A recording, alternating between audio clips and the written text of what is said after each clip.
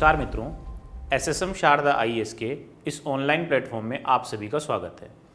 आज जिस बात पर हम चर्चा करने वाले हैं वो है सिविल सर्विसेज एग्ज़ाम के अंदर आंसर राइटिंग स्किल्स। मुख्य परीक्षा यानी कि मेंस एग्जामिनेशन के अंदर जो सबसे ज़्यादा वेटेज रहता है वो आपके आंसर राइटिंग स्किल्स का ही है। जितने बेहतर तरीके से आप अपने उत्तर लिख सकते हैं उतने ही अच्छे आपके मार्क्स आने की संभावना रहती है, क्योंकि एक अच्छी आंसर राइटिंग स्किल ही आपको मेंस एग्ज़ाम में सक्सेस दिला सकती है। सिविल सेवा परीक्षा में अच्छा उत्तर लिखने के लिए कुछ चीज़ों के कॉम्बिनेशन की ज़रूरत होती है, जिसमें पहला है नॉलेज, दूसरा है क्लैरिटी, तीसरा है स्ट्रक्चर और फोर्थ है इफ़ेक्टिव एक्सप्रेशन।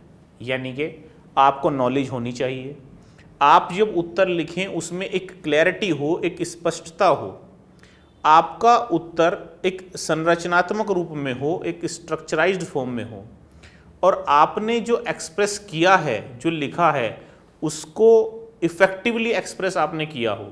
अगर इसका आप एक कॉम्बिनेशन बना करके उत्तर लिखते हैं तो निश्चित रूप से आपको अच्छे अंक मिलेंगे। एक अच्छा उत्तर लिखने के लिए कुछ महत्वपूर्ण बिंदु किसी भी आईएएस एस्पिरेंट को ध्यान रखने चाहिए। उन्हीं बिंदुओं की चर्चा आज हम इस वीडियो में करने वाले हैं। जब भी आप किसी प्रश्न का उत्तर लिखें, यहाँ एक और बात आप समझ करके चलें। एक स्थिति ये होती है कि आप 2-3 बार मेंस लिख चुके हैं, मेंस लिखने के बाद आपको प्रैक्टिस हो चुकी है।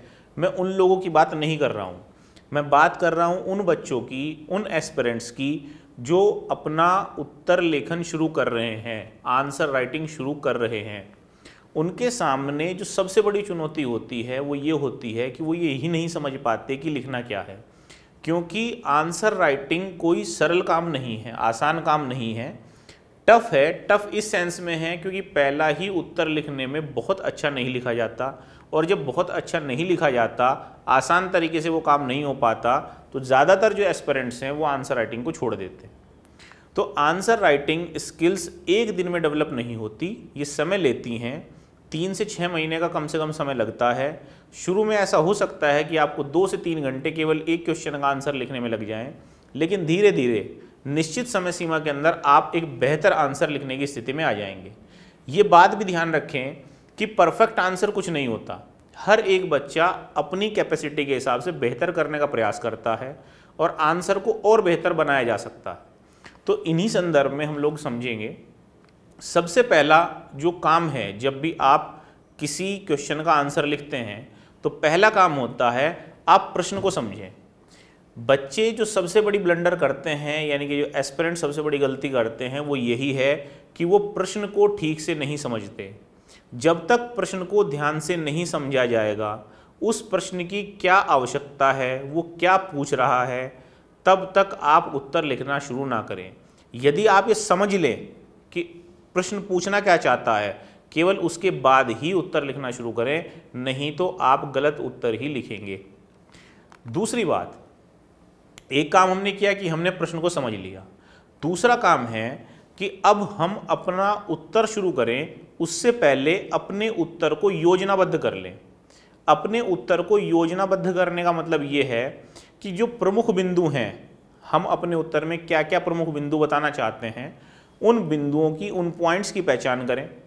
पहचान करने के बाद अपने उत्तर का एक स्ट्रक्चर बनाएं। स्ट्रक्चर जैसे आपने सुना भी होगा कि एक इंट्रोडक्शन पार्ट होता है, एक बॉडी पार्ट होता है, फिर कंक्लूजन पार्ट होता है। तो आप अपने प्रश्न को समझने के बाद उन इम्पोर्टेंट पॉइंट्स को निकालें कि आप कौन कौन से पॉइंट्स उत्तर में बताना चाहते हैं। फिर उनमें से किन पॉइंट्स को इंट्रोडक्शन में बताना चाहते हैं, किन को बॉडी में और किन को कंक्लूजन में। इस तरीके से क्या होगा कि जो आपका उत्तर है उसमें एक रूपता आएगी और एक तार्किक प्रभाव बना रहेगा। ठीक है, एक अनुरूपता आएगी और तार्किक प्रवाह बना रहेगा। अब बात करते हैं कि जब आप उत्तर लिखना शुरू करेंगे तो सबसे पहले एक इंट्रोडक्शन आना चाहिए, यानी कि आपके उत्तर में एक परिचय या प्रस्तावना या इंट्रोडक्शन होना चाहिए। जब उत्तर की शुरुआत करते हैं तो एक कंसाइज और रिलेवेंट इंट्रोडक्शन के साथ करें। ये इंट्रोडक्शन इस बात को स्पष्ट कर देता है कि आप आगे क्या लिखने वाले हैं या किस संदर्भ में आप आगे लिखने वाले हैं। आपका जो उत्तर का इंट्रोडक्शन होता है ये एग्जामिनर के मन में पूरे उत्तर को पढ़ने की इच्छा भी उत्पन्न करता है। बहुत ध्यान से समझिएगा, इंट्रोडक्शन बहुत इंपॉर्टेंट होता है। इंट्रोडक्शन कंसाइज होना चाहिए, रिलेवेंट होना चाहिए, कंटेक्स्ट से बाहर ना हो, और साथ ही साथ आपका इंट्रोडक्शन ऐसा होना चाहिए कि वो एग्जामिनर को ये क्लियर कर दे कि आप आगे आंसर में क्या लिखने वाले हैं। और इंट्रोडक्शन से एग्जामिनर के माइंड में या एग्जामिनर के मन में ये इच्छा भी आए कि वो आपके पूरे उत्तर को पढ़े। इसके बाद जो अगला हिस्सा आता है वो है मेन, यानी कि बॉडी पार्ट, मुख्य भाग। जो मुख्य भाग है इसको आप पैराग्राफ फॉर्म में भी ले सकते हैं, बुलेट फॉर्म में भी ले सकते हैं, उसमें कोई दिक्कत नहीं है। हर एक पैराग्राफ एक विशिष्ट पहलू पे ध्यान देता है, एक स्पेसिफिक पार्ट, स्पेसिफिक टास्क को एड्रेस करता है। जब भी आप मेन बॉडी में कोई भी चीज़ें लिख रहे हैं उनमें साक्ष्य, उदाहरण या तथ्य होने चाहिए, यानी कि फैक्ट्स के साथ सपोर्ट करें। जनरलाइज स्टेटमेंट होंगे तो उनका कोई वेटेज नहीं होता। अगर आप कोई स्टेटमेंट दे रहे हैं, अपनी बात रख रहे हैं, तो उसका कुछ एग्जाम्पल हो, कुछ एविडेंस हो, कुछ तथ्य हो, कोई फैक्ट हो। ये आपको सुनिश्चित करना होगा कि जो आपने बिंदु रखे हैं वो स्ट्रक्चराइज्ड फॉर्म में हो और एक उनका तार्किक रूप हो। ये जो बॉडी पार्ट है, मेन बॉडी पार्ट जो है, इसमें आपको एक संतुलित दृष्टिकोण लेकर के चलना पड़ेगा, यानी कि एक बैलेंस्ड अप्रोच के साथ आप लोग आगे बढ़ेंगे। इसमें आर्ग्यूमेंट्स, काउंटर आर्ग्यूमेंट्स, जो भी कीवर्ड के अकॉर्डिंग, कीवर्ड का मतलब है कई बार एग्जाम के अंदर जो क्वेश्चन होते हैं मेंस एग्जाम में, उसमें डिस्कस कीवर्ड होता है, एग्जामिन, क्रिटिकली एग्जामिन, उसी के अकॉर्डिंग हम लोग इस्तेमाल करते हैं। तो यहाँ जो आर्ग्यूमेंट्स हैं या काउंटर आर्ग्यूमेंट्स हैं वो भी हम लोग बॉडी पार्ट्स के अंदर ही लेकर के चलेंगे, बॉडी पार्ट के अंदर ही उसको हम लेकर के चलेंगे। लास्ट इसमें आता है वो है कंक्लूजन, निष्कर्ष। अब आपने उत्तर में, यानी कि जो भी आपने आंसर लिखा है उसमें जितने भी मुख्य बिंदु हैं, जितने भी मेन पॉइंट्स हैं, उनको समराइज करके अपने दृष्टिकोण को, अपने जो आपका विजन है उसमें, आप उसमें क्या कंक्लूड करना चाहते हैं उसको रखते हुए अपने उत्तर को समाप्त कर दें। अब ये जो कंक्लूजन आपने लिखा है, इस कंक्लूजन में कोई नया फैक्ट ना हो, इसमें कोई नई जानकारी ना हो। ऐसा ना हो कि जो बॉडी पार्ट में देना था वो आप कंक्लूजन पार्ट में दे रहे हैं। दोबारा ध्यान समझो।